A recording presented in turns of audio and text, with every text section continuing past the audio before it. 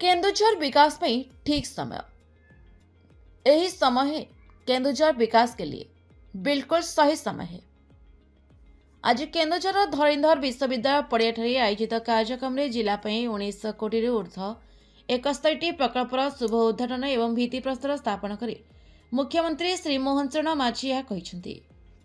सूचना योग्य जे आज समुदाय 1708 कोटी टंका मूल्यर 35 प्रकल्पर शिलान्यास करागला एवं प्राय 194 कोटी टंकार प्रकल्पर लोकार्पण करागला।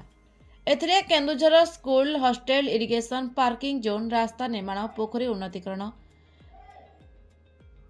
पर्यटन प्रकल्प, लाइब्रेरी, क्यारियर काउंसेलिंग सेंटर, प्राथमिक स्वास्थ्य केन्द्र, अंगनवाड़ी बिल्डिंग इत्यादि रही। पूर्व घोषणा अनुसार Keonjhar regional plant resource centre पर 50 कोटी टंका विनियोग शिलान्यास करागला एवं 38 कोटी 22 लाख टंकार 147 मॉडेल अंगनवाड़ी केन्द्र प्रतिष्ठा शिलान्यास करागला।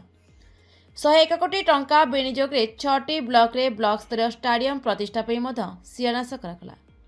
केन्दुझर विभिन्न स्थान में 21.50 कोटी टंका विनियोग 104टी एसीआर आईसीटी लैब एवं बाउंड्री वाल उद्घाटन कराई। एसहित 14 कोटी टंका विनियोग चंपरेड निकलसन फॉरेस्ट ट्रेनिंग स्कूल प्रतिष्ठा कराई। सेपरी 9.60 कोटी टंकार खनि क्षेत्र में स्थानीय युवक मानक स्किल ट्रेनिंग देवाई डीएमएफ खनि शक्तिर उद्घाटन कराई।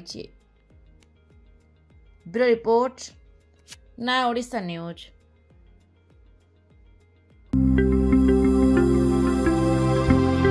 लेटेस्ट न्यूज अपडेट पाई www.naodisha.com को लॉगिन करंतु।